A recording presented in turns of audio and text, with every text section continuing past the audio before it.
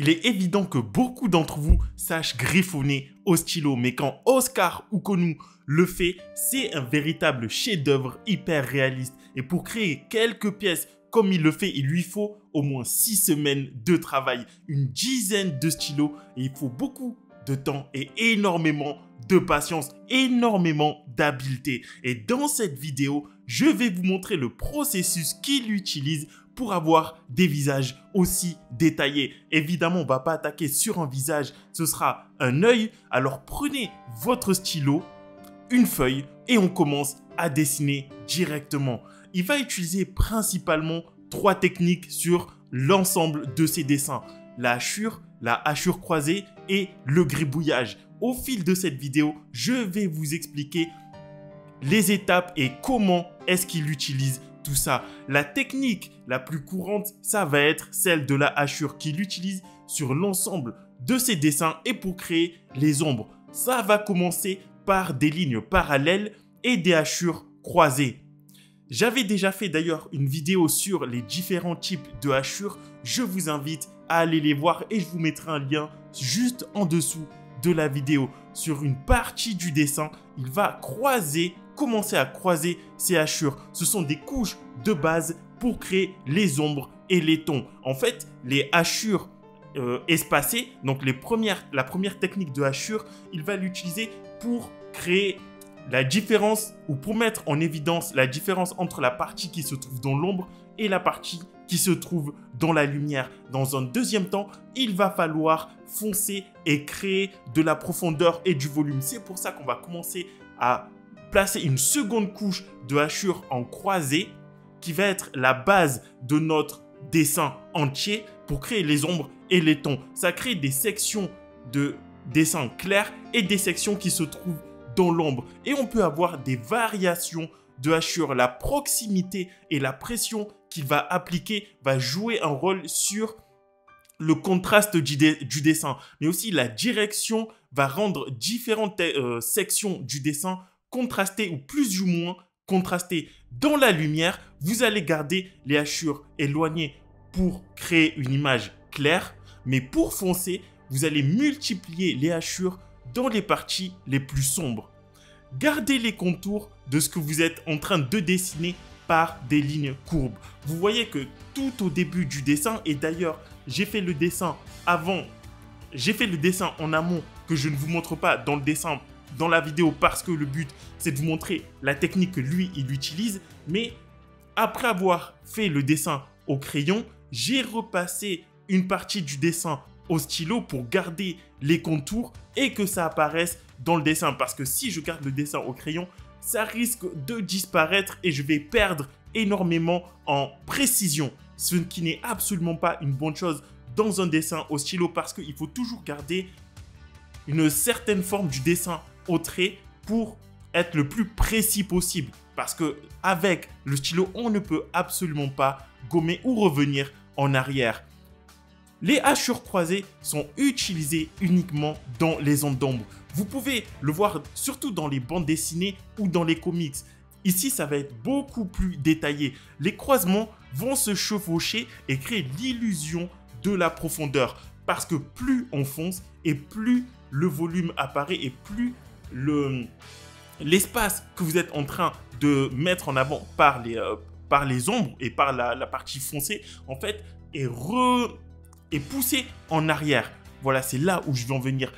Pour être sûr d'avoir le dessin le plus correct possible, vous allez tout dessiner dans l'ensemble. N'hésitez pas à prendre du recul le plus souvent possible pour voir votre dessin à 2 ou 3 mètres en arrière. Si vous ne pouvez pas reculer de 3 mètres, évidemment, 1 mètre suffira. Surtout, attention à ne pas trop foncer une partie par rapport à l'autre. C'est pour ça que vous devez prendre du recul. Utilisez les ombres en superposant pour rendre plus sombre une partie. Avec ces 2 techniques, vous pouvez rendre une image complètement saine. L'éclairage va définir l'ambiance de la pièce et du dessin. Mais pour emmener le dessin jusqu'à la fin, on n'oublie pas la 3e technique qui va constituer à utiliser le gribouillage. Ce ne sont pas des lignes qui sont placées au hasard. En général, les enfants aiment bien gribouiller sur leurs feuilles, mais nous, on est des professionnels et vous, êtes de futurs professionnels, sauf évidemment si vous voulez dessiner pour votre simple plaisir. Mais le but, c'est de faire un travail de très bonne qualité. Donc, dans sa version, Oscar, lui, va utiliser le gribouillage avec ses années d'expérience, bien sûr. Il l'utilise pour unifier toutes ses hachures.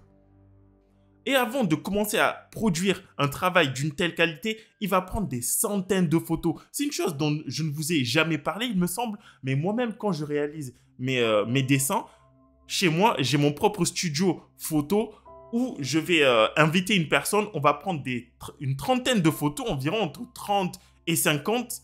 Et en fonction de toutes ces photos, je vais choisir celle qui m'inspire le plus. Et d'ailleurs, c'est ce qu'il fait. Il choisit celle qui l'inspire le plus. Et ensuite, il va commencer à faire des croquis pour avoir les proportions, pour adapter les proportions à la taille de la toile. Et c'est une base qui va vous aider à comprendre les formes de base du dessin.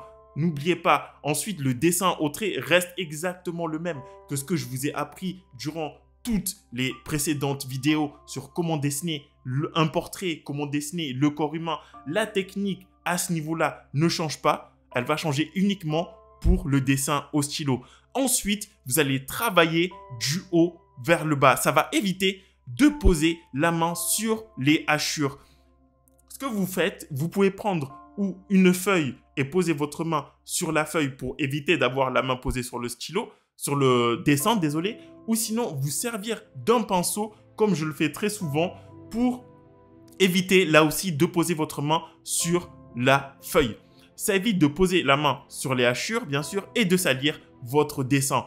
Et qu'est-ce qu'il en est s'il fait une erreur? Et bien sûr, avec toutes ces années d'expérience, il a appris à embrasser ces petits accidents dans les dessins et il prend surtout le plus de précautions possible. Dans votre dessin au crayon, pensez à apporter le plus d'informations possible au dessin. Ça vous évitera les chances de faire des erreurs. Une fois qu'il va dessiner une section du portrait, il passe à une partie qui est juste en dessous. Il dessine partie par partie. Et toutes ces sources lumineuses, lorsqu'il fait ses séances photos, vont frapper la personne du côté droit du visage. Ça signifie que toutes les couches les plus épaisses et les plus sombres et les hachures croisées vont se retrouver du côté gauche du visage. Il va alors partir des ombres pour aller vers la lumière. Là aussi, c'est une façon d'éviter de poser sa main sur le stylo et sur le dessin. À la toute fin, il va utiliser le gribouillage pour une autre façon. Tout à l'heure, je vous expliquais qu'il utilisait le gribouillage aussi pour unifier toutes les hachures, mais cette fois-ci, il va surtout les utiliser quand il est capable de voir le dessin tout entier quand il recule pour revenir en arrière, ajouter des détails et des textures, approfondir les ombres, ajouter les mèches de cheveux. Et en ce qui concerne le dessin que je suis en train de faire, ce sera plutôt ajouter les cils, les rides et les textures sur les yeux.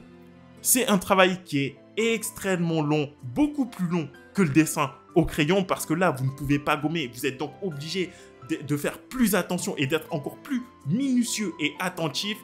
Et en ce qui concerne Oscar, après 6 semaines de travail, toutes ces hachures et hachures croisées et de gribouillage sont enfin prêtes à être exposées dans un musée ou à être vendues. Je vous rappelle, ou je vous donne l'information, ils vendent ces dessins environ 600 $ dans le monde entier. Le dessin sera ultra réaliste et extrêmement bien réussi. Voilà, j'espère que vous avez appris dans cette vidéo. Moi, je vous retrouve la prochaine fois. Passez une excellente soirée. Ciao!